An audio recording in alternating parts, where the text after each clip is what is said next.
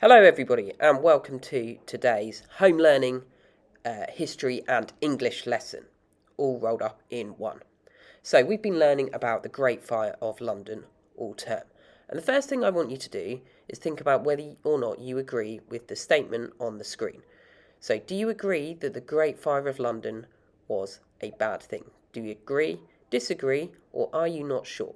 Just hit pause now and have a little think. What do you think?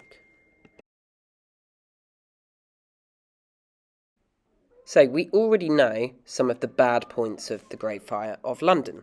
Let's just recap those quickly. First of all, we know that because the fire spread so far, around a third of London was completely destroyed by it. We also know that at least 6 people died, possibly more. We're not actually sure exactly how many people died in the fire. We also know that 100,000 houses roughly were burnt down in the fire. And we also know that some famous London landmarks, such as the original St Paul's Cathedral, were destroyed by the fire. So, all of these reasons show that lots of bad things happened as a result of the Great Fire of London. It was pretty bad, right? But if you think back to our learning last week, it wasn't all bad. There were some good things that happened after the fire, that happened because of the Great Fire of London. So let's recap those things.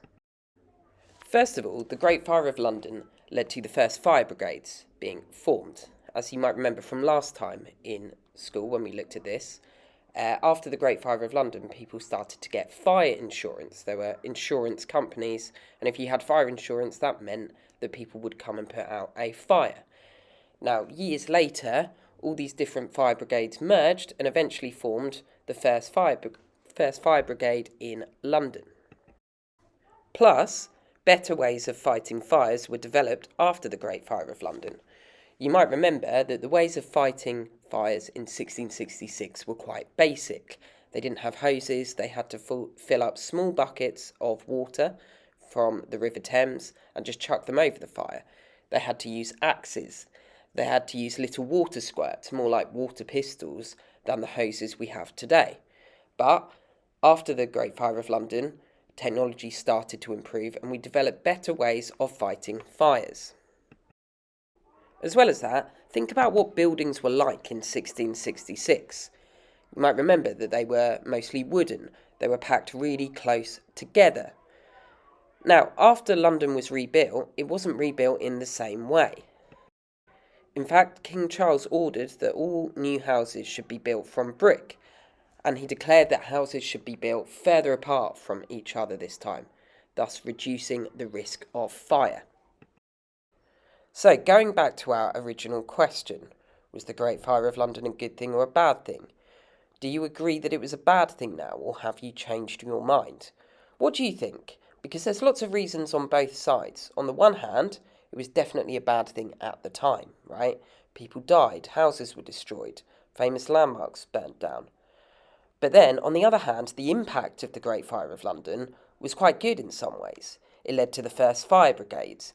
It led to improved quality of houses in London. So, what do you think now? Do you still think it was a bad thing if you did before? Have you changed your mind? Do you think it was a good thing? So, we've sent home a little mind map today, and there's 2 sections to it. You've got bad things about the Great Fire of London, good things about the Great Fire of London. You can print this, but don't worry if you haven't got a printer, you could just write those on a blank sheet of paper. So, your first activity around bad things about the Great Fire of London, I want you to write as many bad things as you can think of. For example, 6 people dying, the fact that so many houses burnt down. But then, around good things about the Great Fire of London, I want you to list some of the positive things that happened as a result of the fire. So, for example, you might want to include how buildings changed after the Great Fire, what it led to with fire brigades being formed. So, your first activity is to complete a mind map. Now, you might want to pause here because there is then a second writing activity coming up, which you might want to watch after you have completed this. So, if you hit pause now, and you can join me again in a little bit.